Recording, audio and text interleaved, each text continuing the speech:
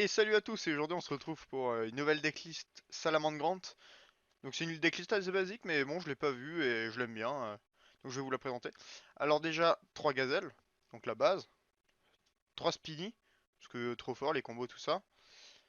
On part sur 3 foxy, parce que ça reste fort en fait. C'est juste trop fort.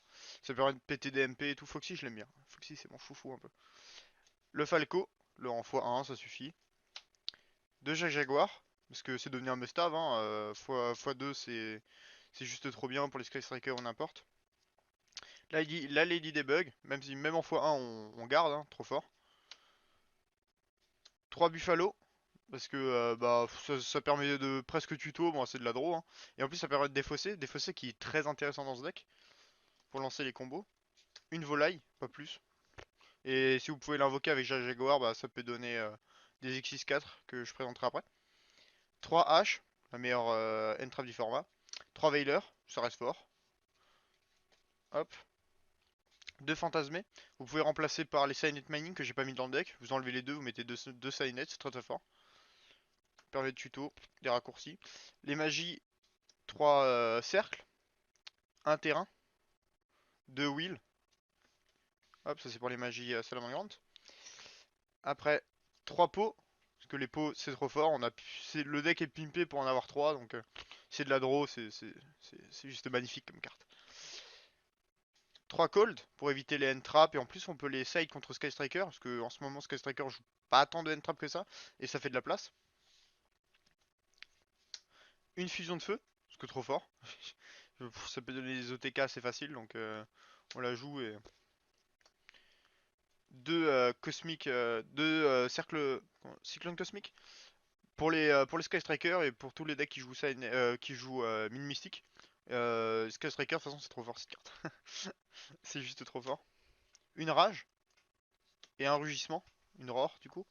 C'est trop fort. Juste les meilleurs pièges du deck. Et de toute façon, c'est les seuls.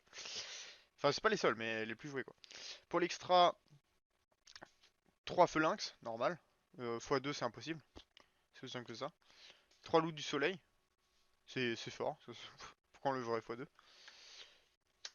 Un, hop, étal mirage. Un stalio, je crois, en anglais. 1, ça suffit. 2, franchement, je vois pas. Ça m'a jamais servi d'en avoir un deuxième. J'ai jamais eu besoin du deuxième. 2 chaleur Léo, pas besoin de plus. Ça suffit largement, 2. Hop, de toute façon, on l'utilise pas autant que ça. En vrai, moi, je l'utilise pas énormément. Et quand je l'utilise, souvent, c'est juste pour le premier effet. Et le deuxième, j'utilise seulement quand je fais la combo avec la fusion, ce qui arrive pas souvent. Un brouilleur avec un décodeur pour le TK, trop fort. Pareil contre SS. Tu vous sortez ça et le mec vous le TK, vous pouvez rien faire. Il peut rien faire en vrai. Vous avez juste à enlever les encres. Une Ita, parce que c'est trop fort dans le match-up mirror. Et même bah, contre tous les decks en fait c'est fort vu que les mecs jouent des haches. Donc vous pouvez l'invoquer et spé la hache d'en face et ça peut vous donner un loup du soleil gratos. Un phénix, c'est fort. Un dweller, justement pour la X6 que je parlais avant. C'est fort. C'est dans certains match-up, vous mettez dweller, le mec il joue juste pas son tour en fait. La fusion, bah pour les OTK, pour certains OTK, je l'utilise vraiment rarement cette fusion, c'est pour ça que j'y vais doucement, mais ça reste fort. Il faut la jouer.